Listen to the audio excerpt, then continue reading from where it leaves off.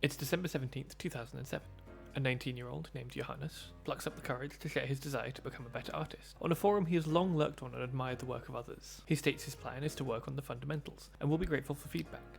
Over a decade later, he is a highly regarded and prolific artist of amazing technical skill, who has done over 150 pieces of art for Magic the Gathering. He also happens to be my favourite artist working on the game. One thing that Magic the Gathering excels at is art. Consistently, the game has dazzling pieces from some of the most talented artists in the field of fantasy art and beyond. Every time you play, you see an art gallery in game form. As much as I praise Magic for its art, it's very easy to let it all wash over you when going through a new set or looking through a booster to see if you get an etched foil mythic rare, or a halo foil, or a holo foil, or a disco foil. Only the last one of which did I make up.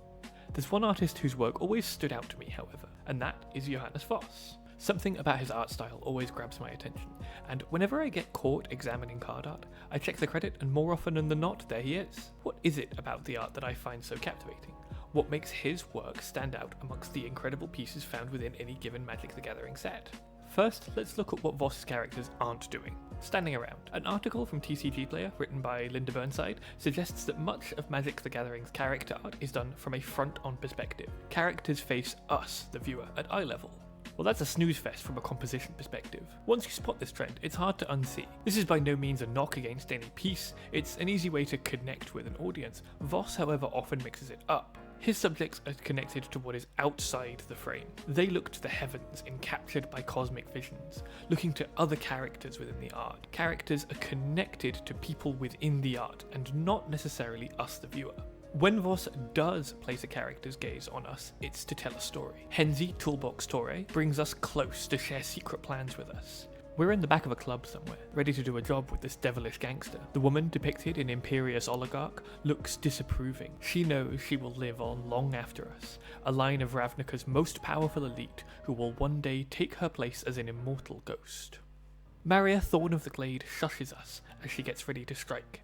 Approach from downwind, tread with care, aim for the heart, she says in a hushed whisper. Each time a character looks at us, it's for the purpose to bring us, the viewer, into the story of these characters.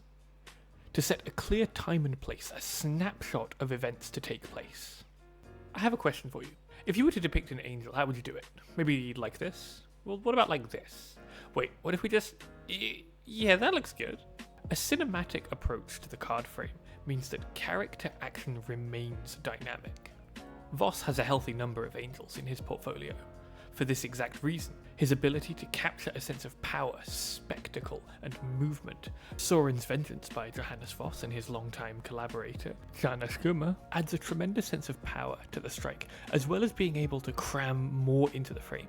The dropped sword of the victim, Sorin's leg thrusting into the man, and his hand still pushing on the pommel of the sword with honestly not a small amount of disrespect. Look at what he's doing here. Blood Artist is another card that oozes menace with its art. The figure standing tall over his victim, the view of the gothic space he stands in exaggerated by the angle, the framing allowing the painter's grim supplies to remain clearly in view without obscuring the primary subject of the piece. Eskia, God of the Tree, highlights the power and magic that wisps around her with the choice of framing, allowing the central figure to remain smaller to get more of the cosmos she resides over. When flipped into the prismatic bridge, we now look up not at the goddess, but the bridge whose majesty dwarfs over the once towering central figure.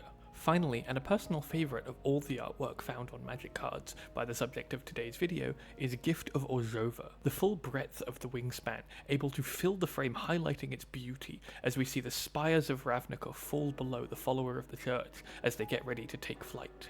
The art of Johannes Voss also stands out with his use of colour. Cards are perfect pairs to the frame they are found within, often dominated by the primary colour of their main mana identity, from dazzling white to ominous black.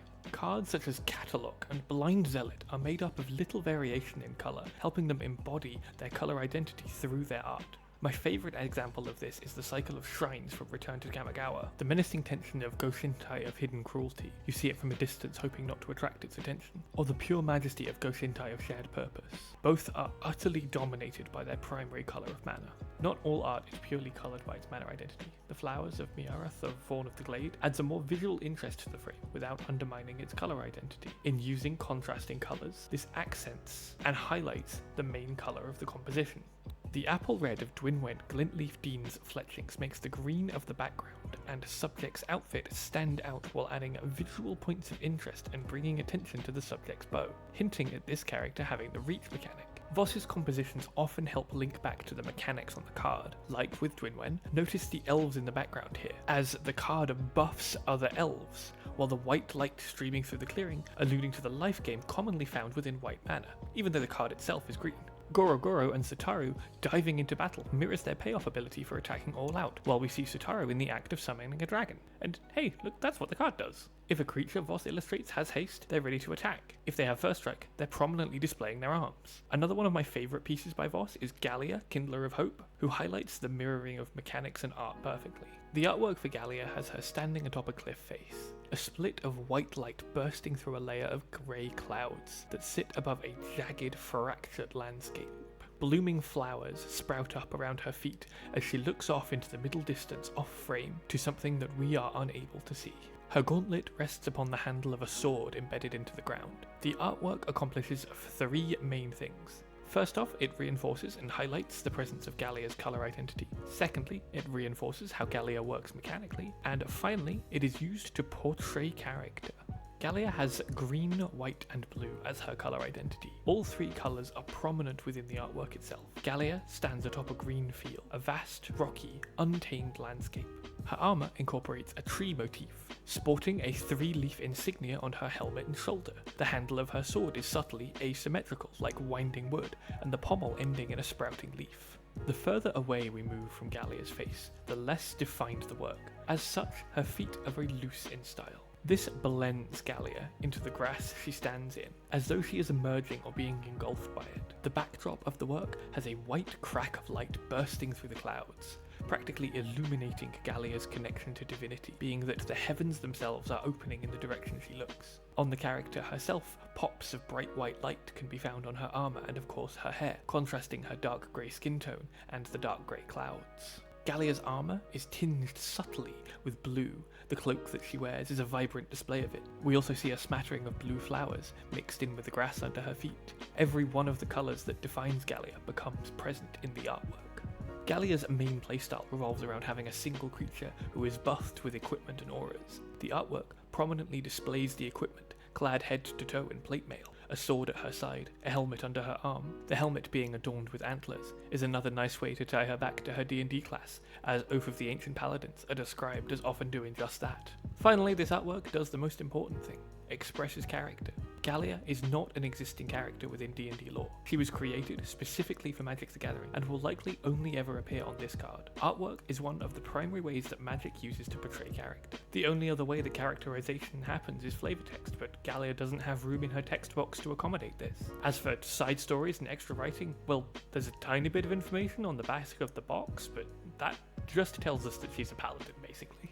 Anything we learn about her must be inferred through the artwork and the tiny amount of promotional material released for the set itself. Galea is a paladin. This already tells us that she's a warrior of truth and justice. Her artwork does not have her in a combat stance or in mid-battle. Instead, she stands at ease. This tells us that though she is capable of violence, nobody carries around a sword that big unless they mean business. It is a last resort. Magic often depicts its characters in the midst of battle or prepared for it, standing weapons drawn at the ready mid-attack or in the act of casting a spell. Galea stands, her hand gently resting on her sword, which is pointed down, her helmet carried under one arm.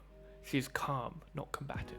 Galea is posed looking out into the middle distance, contemplative, stoic. As a person who has vowed to undertake a life's mission, to be an exemplar of how to be good and moral and virtuous, we see her not in a moment of battle, but of contemplation. We also know that she's a loner. Her artwork is devoid of other characters. Other anything, really. She stands alone atop this cliff, the framing emphasizing the space either side of her, the background stretching off for seemingly miles, devoid of people or animals. Well, that all got a bit serious.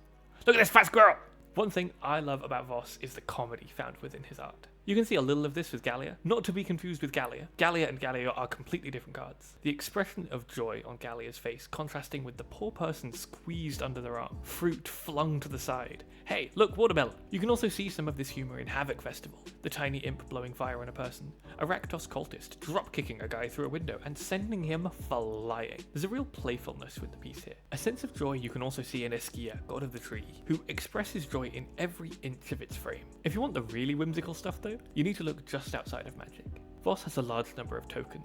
This is where we have that fat squirrel I showed before, but many of them have a playfulness to them. A cute cat, a carton of blood in the style of a Capri Sun, a balloon hippo, and countless other whimsical little guys that play with our expectations.